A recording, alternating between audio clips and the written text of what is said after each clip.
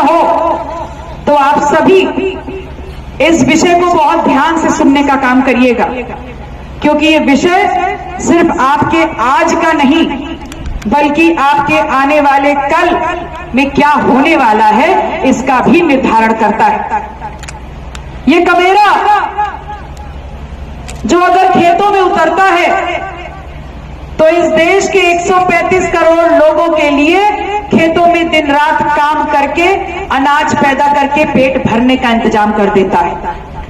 हम कमेरा का बेटा या बेटी जब सरहद पर खड़ी होती है तो दुश्मनों की गोली अपने सीने पर खा करके इस देश के हर नागरिक की जिंदगी की और सुरक्षा की गारंटी दे देती है।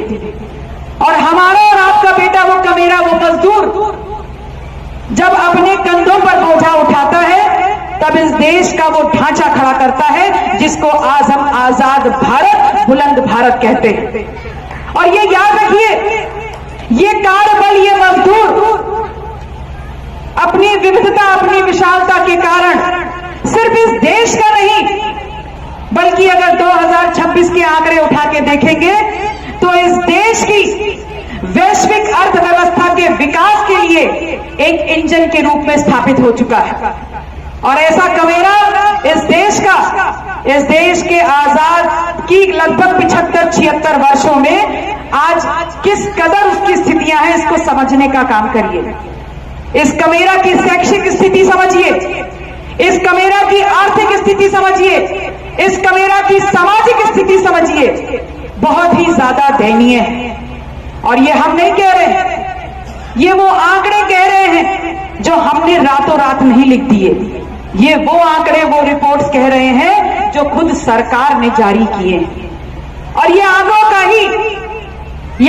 का ही आधार रहा कि इस देश की सरकार मजबूर हुई कि हम कमेरा के बच्चे जब 12वीं की पढ़ाई पूरी करने के बाद शहर जाते हैं, बड़े बड़े कॉलेजों में, विश्वविद्यालयों में दाखिला लेते हैं, तो वहां पर पढ़ाई के साथ उनको शोषण थाली में परोस के दिया जाता है। और शोषण पता है कैसा?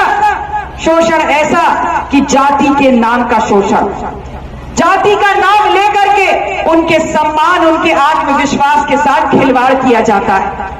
और ये आंकड़े कहते हैं जो निकल के आए कि पिछले एक दशक में जो इस देश का दलित है, जो इस देश का पिछड़ा है, जो इस देश का आदिवासी है, जो इस देश का अल्पसंख्यक है, जो इस देश का किसी भी वंचित समाज का बच्चा है, वो जब पांव की पगडंडियों से निकल करके शहरों में पढ़ने जाता है तो पढ़ाई नहीं मिलती उसको, लेकिन जातिगत शोषण इन इंस्टीट्यूट्स में, इन विश्वविद्यालयों में, इन महाविद्यालयों में डिग्री के कोर्स के साथ बहुतायत संख्या में मिलता है।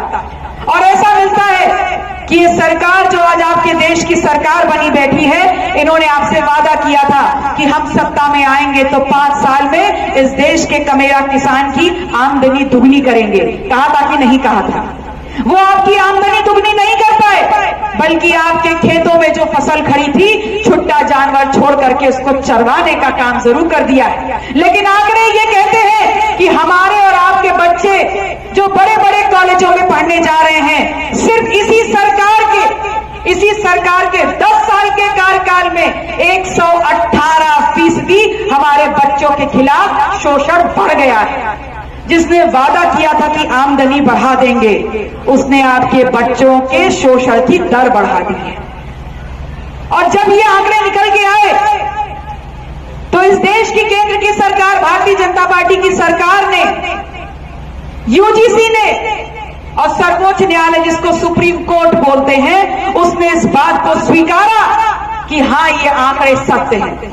और उसके बाद संसदीय समिति जिसका नेतृत्व दिग्विजय सिंह कर रहे थे, उन्होंने एक रिपोर्ट जारी करी और इस बात की रिकमेंडेशन करी कि बच्चों का शोषण कॉलेज और यूनिवर्सिटी में, विशेष रूप से वंचित और दबे कुचले समाज के बच्चों का शोषण बड़े बड़े कॉलेज में ना हो, इसके लिए यूनिवर्सिटी इक्विटी रेगुलेशन 2026 इस देश की हर यूनिवर्सिटी और हर महाविद्यालय कॉलेज में लागू होना चाहिए।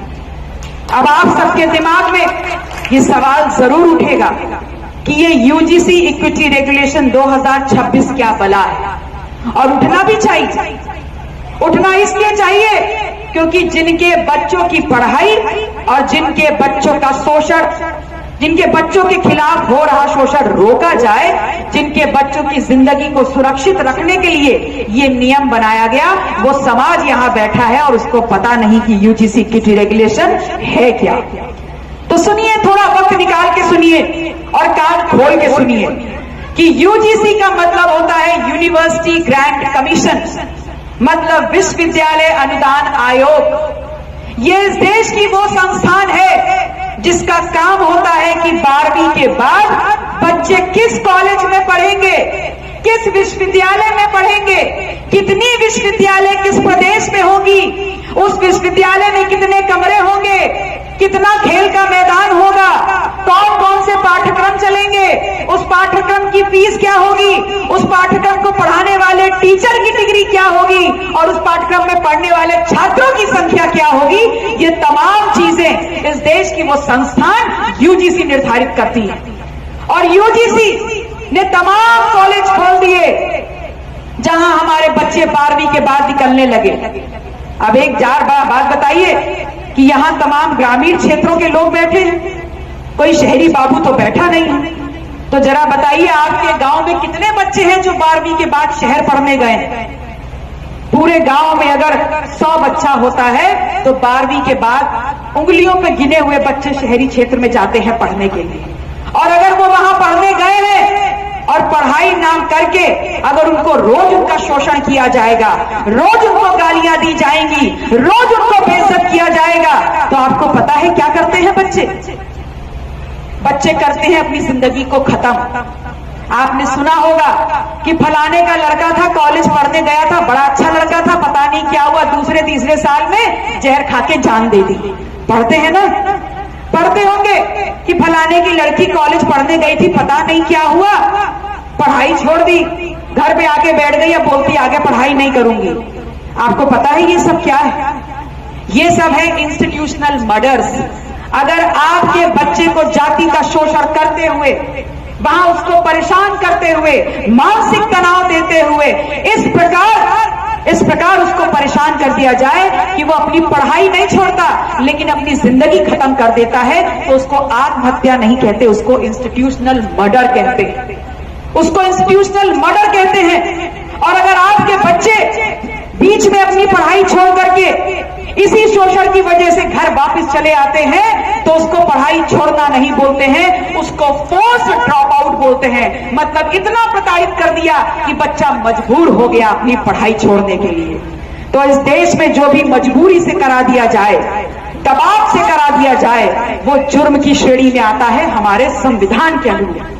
तो अगर इस देश में हमारे बच्चों का इंस्टीट्यूशनल मर्डर हो रहा है, फोर्स ड्रॉप आउट हो रहा है, या अगर जब वो जा रहे हैं इंटरव्यू पे बैठने और उनको 2 नंबर 3 नंबर वाइवा में देकर के फेल कर दिया जा रहा है, या नौकरी के लिए जा रहे हैं तो उनको एनएफएस कर दिया जाता है, नॉट फाउंड सूटेबल, तो ये भी एक प्रकार का टॉर्चर है, ये भी एक प्रकार की प्रताड़ना है। और उसके खिलाफ इन तमाम प्रताड़नाओं को रोकने के लिए, ताकि हमारे बच्चे जो बहुत मुश्किल से गांव से निकल के, पगडंडियों से निकल के शहर में पढ़ने जाते हैं बड़े बड़े स्कूल कॉलेजों में, वो बिना किसी चिंता के, बिना किसी टॉर्चर के अपनी पढ़ाई पूरी करें। क्योंकि जो हम गांव गरीब का बच्चा तमाम मुश्किल दौर से गुजरते हुए पढ़ने जाता है तो उसका सिर्फ एक ख्वाब होता है कि पढ़ लिख करके अगर अच्छी नौकरी मिल जाएगी तो मेरे माँ बाप, मेरे परिवार की जिंदगी सुधर जाएगी, अगर मुझे अच्छी नौकरी मिल जाएगी तो मेरा परिवार समृद्ध हो जाएगा।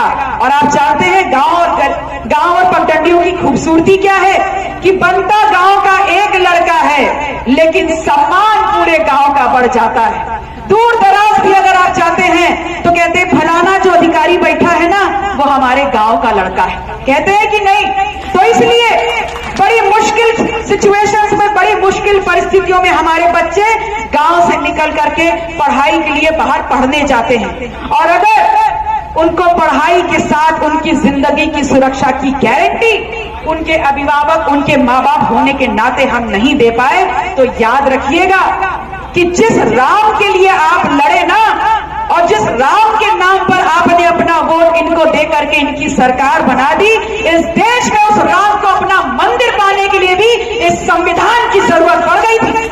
और आप तो भूल कैसे सकते हैं कि जिस जिंदा राम को अपने कोख में 9 महीना रख करके आपने पैदा किया है और जिसकी हर एक सांस के साथ आपके सपने जुड़े हैं, आपकी उम्मीदें जुड़ी हैं, अगर वो राम आपका पैदा करा हुआ जिंदा राम आपकी आंखों के सामने अपनी जिंदगी और आखिरी सांस खत्म कर देगा, तो जिंदगी में फसल बार बार उगा लेना, लेकिन ये जिंदा राम दोबारा आपके घर में वापस नहीं आएगा।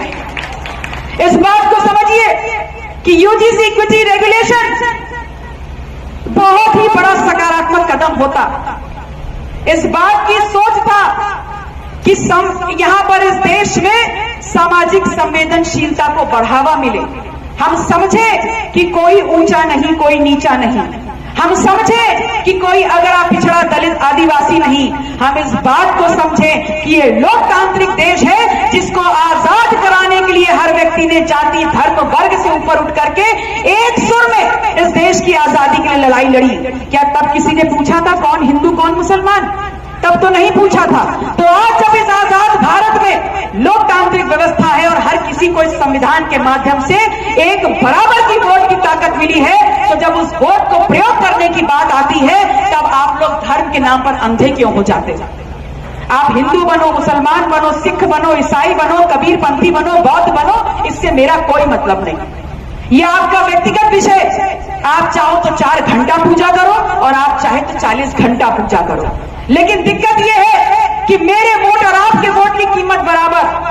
और इस लोकतांत्रिक व्यवस्था में अगर सरकार को बनाने के लिए जिसका काम है इस देश के हर भूखे पेट को खाना देना, जिस सरकार का काम है इस देश की हर महिला की सुरक्षा की गारंटी देना, जिस सरकार का काम है इस देश के हर बच्चे को पढ़ाई देना, जिस सरकार का काम है हर पढ़े लिखे बच्चे को नौकरी देना, और जिस सरकार का काम है खेत खलिहान से निकलने वाले फसल का वाजिब दाम हमको देना, अगर वो सरकार को बनाने के लिए धर्म के नाम पर आप लोकतांत्रिक ताकत को उनको देने का काम करेंगे और उससे मेरे समाज के बच्चे का भविष्य बिगड़ेगा, तो मैं समाज के सामने खड़े होकर के आपसे सवाल जरूर पूछूंगी और आपको जवाब देना होगा। कैसे कह रहे हैं आप? आपसे सवाल पूछ रही हूं। कोई भी धर्म हो, मान लेते हैं यहां सभी धर्म के लोग बैठे हैं, जरा मुझे बताइए किसी धर्म में आपको बराबरी की वोट की ताकत दी? किसी भी धर्म में आपसे ये कहा कि कोई ऊंचा नहीं, कोई नीचा नहीं? इस बात को समझने का प्रयास करिए कि आपको जो बराबरी की ताकत मिली है वो संविधान ने दी है, और संविधान ने ही आपको ये ताकत दी है कि जाति, धर्म, वर्ग और लिंग से ऊपर उठ करके इस देश के हर बच्चे का अधिकार है कि वो जितना चाहे, जब तक चाहे शिक्षा ग्रहण कर सकता है। और इसलिए क्योंकि शिक्षा वो शेरनी का दूध है, जो पिएगा वो तर्क भी करेगा और लड़ेगा। और शिक्षा वो औजार